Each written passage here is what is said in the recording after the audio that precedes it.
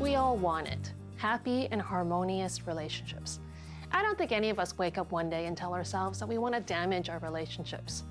But somehow people inadvertently stress and sometimes even destroy theirs by injecting them with a steady dose of relational toxicity.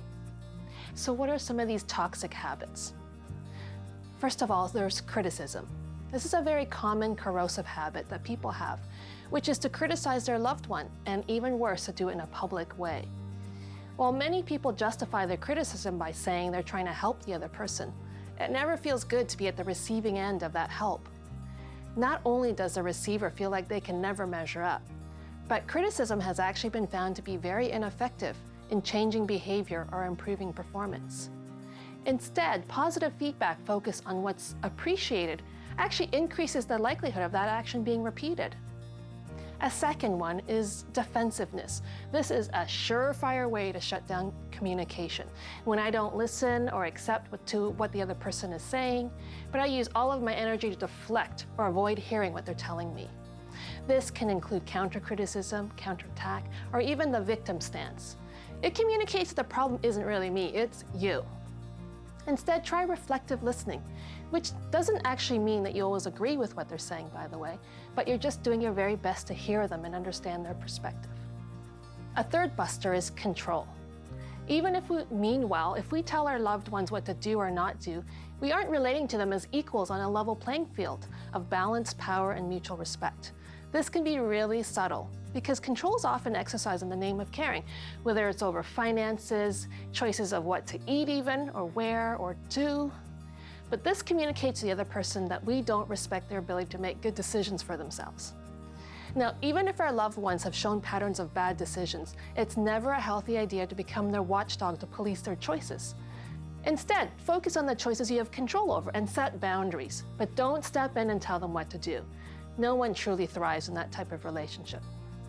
The next one is anger. By this, I don't mean the emotion of anger itself, but it's the negative expression of that anger towards that other person.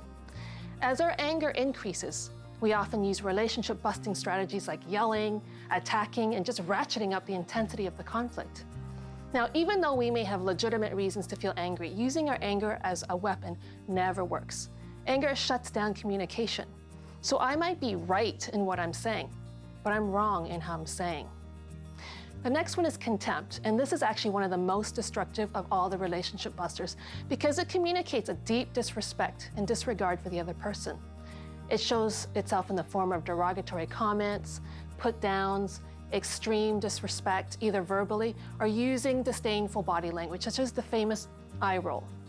In fact, research has shown that this communication style can often do the most damage to a relationship and is the best predictor of divorce. Lastly, is suffocation. Okay, regardless of how the movie Jerry Maguire depicts a good relationship as one in which you complete me, this is actually bunk when it comes to a healthy relationship. This relationship buster is actually very subtle because the person seems to actually have only want to have positive interactions. They want to spend more time with you. But in fact, there's an underlying emotional dependency that causes people to cling to their loved ones or look to them for their emotional needs. Being apart or investing in other relationships or activities, they're seen as threatening. And so the loved ones are left feeling like they never get any space. So any of these sound like you? Be willing to admit to yourself when you use any of these relationship busters.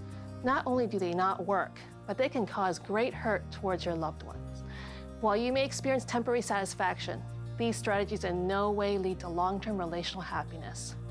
I'm Dr. Mary.